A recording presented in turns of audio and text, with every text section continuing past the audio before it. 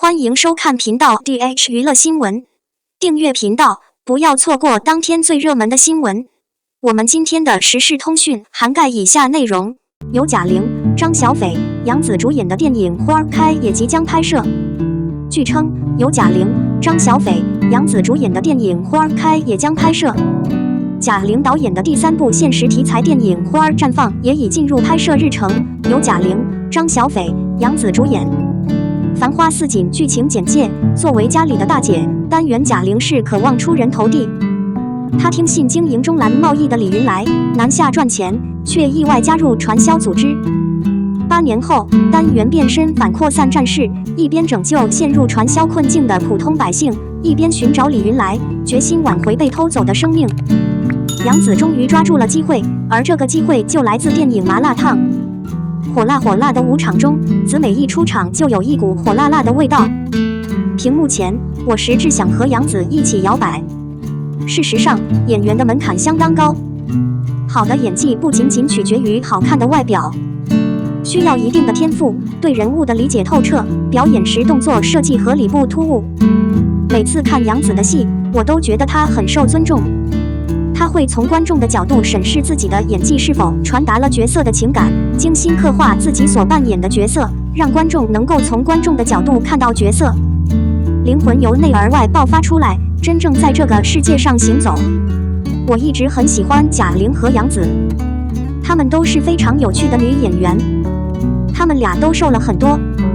麻辣烫中有一件小事让我印象深刻，这一点与主题无关。贾玲在接受采访时透露一件事，称自己联系杨紫出演一个角色，杨紫爽快地答应了。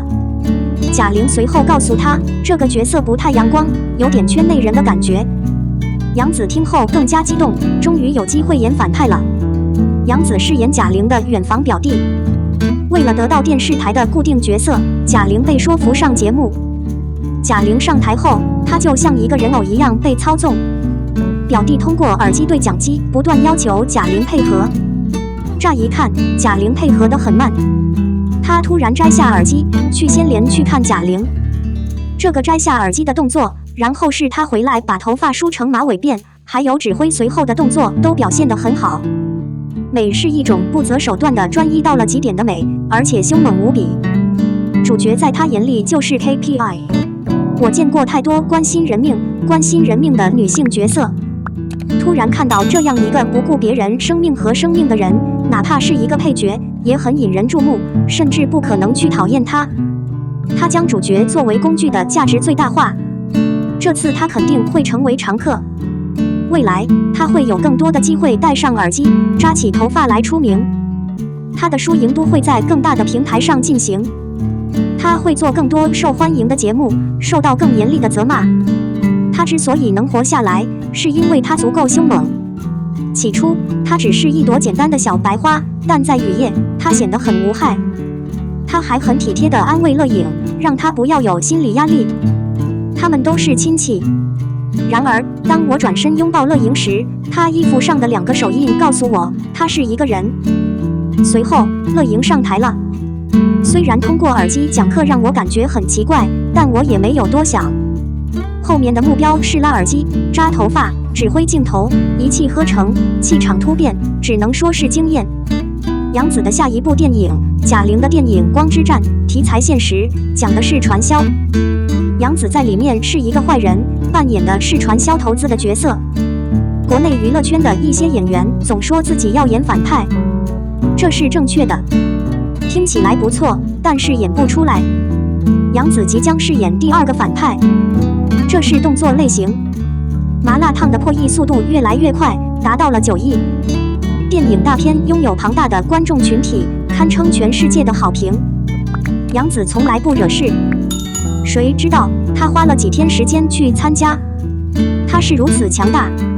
句号，杨紫的事业给我留下了深刻的印象。当她第1次参演女性独白剧时，她的表现就很出色，因为太优秀了。她完美地通过了异形，并持续了好几页。这次贾玲又表现出色，下次我会再玩她。看到破4亿的好消息，就用了杨紫的海报，我无法接受，真是太神奇了。机会是留给有准备的人的人。每次感觉杨紫都快到巅峰的时候，她总能为你找到新的出路，甚至可以上去让你措手不及。我们来分析一下，85花丽和90花子现在正在慢慢拍电影。子子也因为机缘认识了贾玲，而且在看了贾玲的采访后，觉得自己很佩服她。子子肯定也想拍电影。妈的，这里的库存质量不错，前途真是光明，而且比85花还快。85花力争男导演，子子这里来了一位新的女导演。她虽然是新人，但成绩却十分出色。贾玲看来她是世界上票房最高的女导演，不知道这个记录有没有被打破？我记得还没有坏掉。这次好莱坞直接买下了她影片的全球发行权，算是对女性导演的认可。杨紫还没有结婚生子，所以接触电影确实很早。现在她真的能和贾玲一起玩，真是让人印象深刻。杨紫确实很聪明，她其实很清楚贾玲的吸引力，所以宁愿不拿片酬客串。这只是因为她知道贾玲的电影100%不会火。从最大化小角色的角度来看，下次更容易促进合作。看得出来，杨紫这次非常低调，基本不抢风头，但是也没有什么存在感。可以理解的是，杨紫确实是国内娱乐圈唯一一个拥有聪明大脑的女演员。她可以借力量，而且借得恰到好处。这其实是一种技能。谁规定成功必须以一种方式到达终点？你这样认为吗？杨紫在国内娱乐圈的生存之道，就是真诚有力，也有侠义。她会做她认为正确的事情，不会考虑太多。贾玲姐姐的邀请，绝对会给她面子。她正在从事事业，女人要互相珍惜。至于结果，贾玲或许也不确定，杨紫只是客串而已。我看到贾玲的采访说，她想让杨紫来演这个角色，所以她没有说杨紫是免费表演的，而且她因为表现出色才被预定到下一部电影。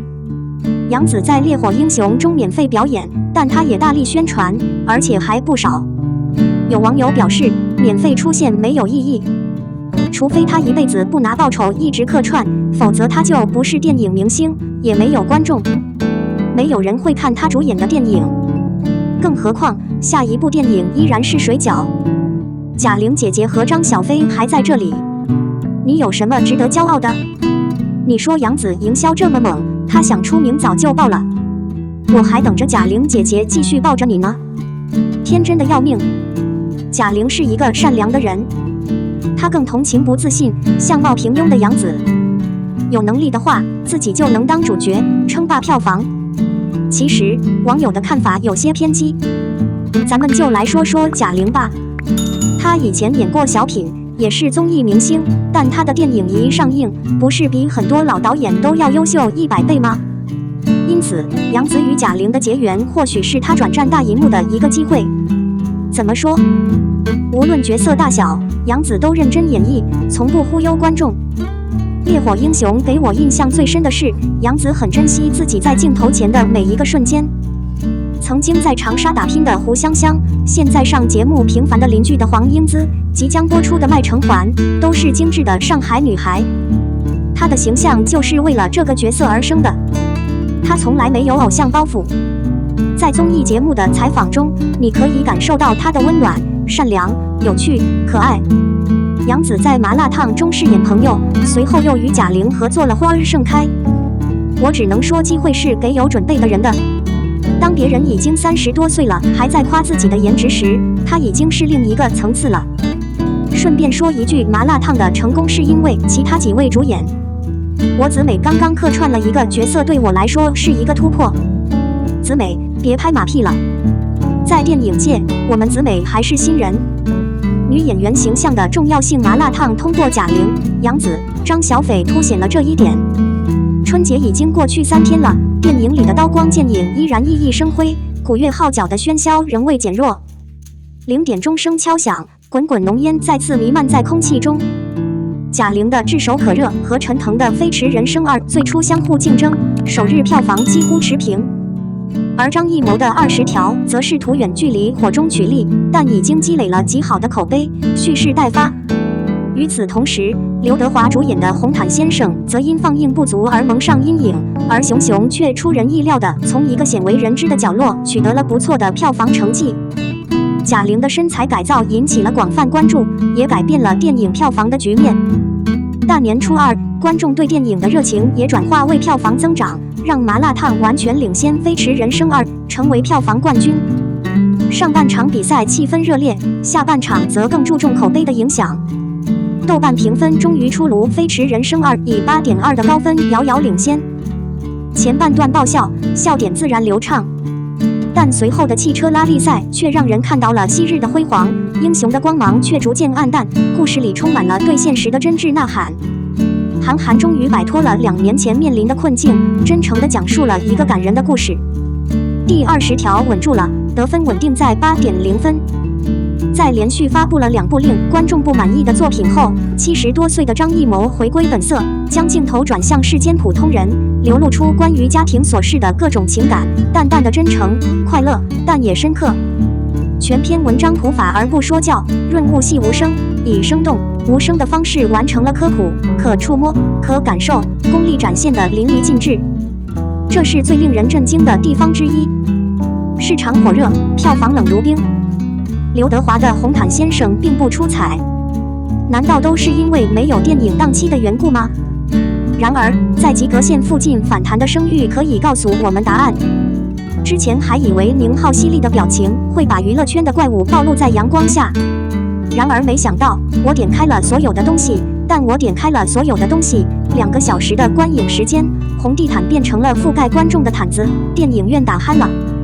舆论热议，看似美味，却难逃一口就放弃的魔咒。不过，贾玲的麻辣烫却是个例外。剧组定牢了贾玲减100斤的营销点，大肆炒作，引起了票房井喷，口碑也不错，超过10万人给了她7.9的评分。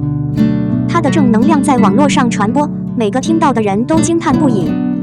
当沙溢见到突然瘦下来的贾玲时，他表示震惊：“我只听到她的声音，但看不到她的人。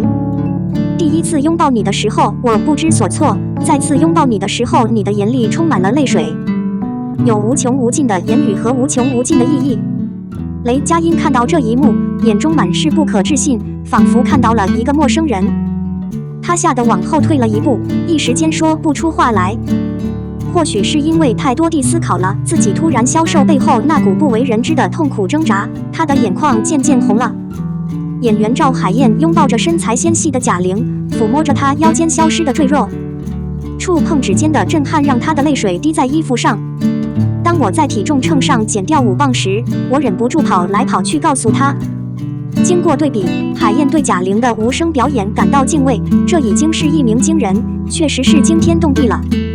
有不少质疑者认为，特效的帮助可以在屏幕上展现减肥成功的效果。贾玲一出现在官媒直播中，就成为了对这些质疑的最好回应。她的脸颊不再被脂肪堵塞，骨头突出，眉毛害羞紧闭，知识和智慧的感觉有味道，红唇在微笑。从梨子深深的酒窝里，人们几乎无法发现等等熟悉感。热辣辣到底有什么好看的呢？有人喜欢反击带来的快感，臃肿的男人和热情的女拳击手的对比让人热血沸腾。电影中的烟花也打动了一些人的心，贾玲镜头下的普通人活灵活现。狭窄的巷子里挤满了路边摊，街上的彩票点挤满了年轻人。猪八戒和孙悟空正在为生意做准备。这些真实而生机勃勃的时刻，都融入到了女主角乐莹吃2串的努力之中。有些人喜欢恰到好处的结局，没有任何虚假的幸福结局。乐莹的心痛并没有被强行治愈，她又恢复了人生有些遗憾的现实。此时，无声值。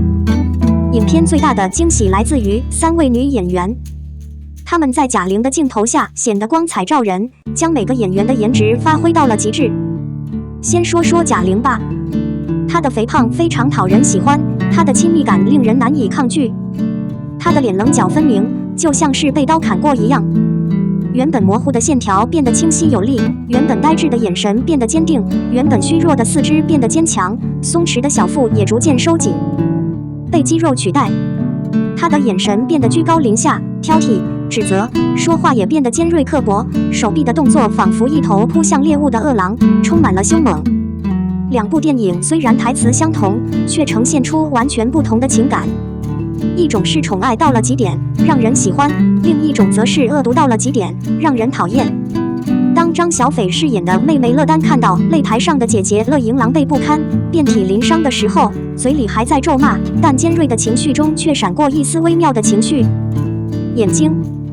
此时此刻，乐丹的表情虽然静止，但情绪却是流动的。复杂的情绪达到了顶峰，在宠溺和刻薄之下露出了柔软。这一刻真是太吸引人了。原本瘦弱如蝉翼的工具人，一下子变得丰满起来，充满了孤独的光芒。这份姐妹情谊以及贾玲对她的欣赏，让杨紫跳出了小荧幕，在大荧幕上大展身手。虽然她只是在麻辣烫中客串，但依然给观众留下了非常深刻的感官触动。在观众的印象中，杨紫通常是可爱聪明的女学生或明艳端庄的古装美女，她扮演的角色总是清纯无瑕。然而，在贾玲的作品中，闯入镜头的杨紫却变成了一个精明、势利、自以为是、叛逆的恶女。她一出现就能让茶香扑鼻，用清纯的脸蛋扮演最恶毒的角色。贾玲非常善于利用人物之间的反差。如果让一个一眼就能看出是坏人的演员来演坏人，观众大概不会有太多的情绪，剧情也就平淡无奇了。却让杨紫这个人畜无害、诚实纯真的小白花来扮演一个冷酷无情的人。编不好的女人往往能事半功倍。绚丽笑容的背后隐藏着一把锋利的刀，淡淡的笑容之下隐藏着深深的心机。那些看似无害的言语和举动，实际上对日后的眉心是致命的打击。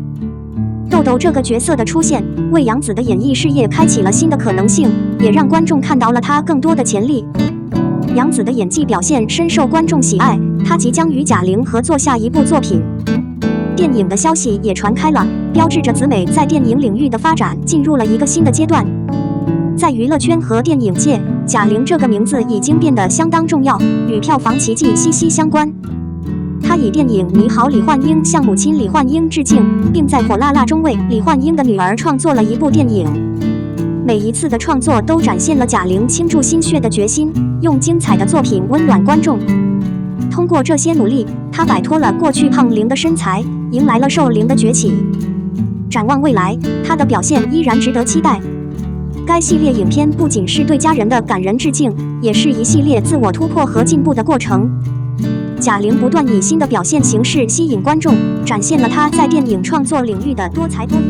我们的新闻部分文此结束，欢迎把你们的想法留在评论区，大家一起讨论一下。欢迎，也别忘了帮我点个赞加关注谢谢大家。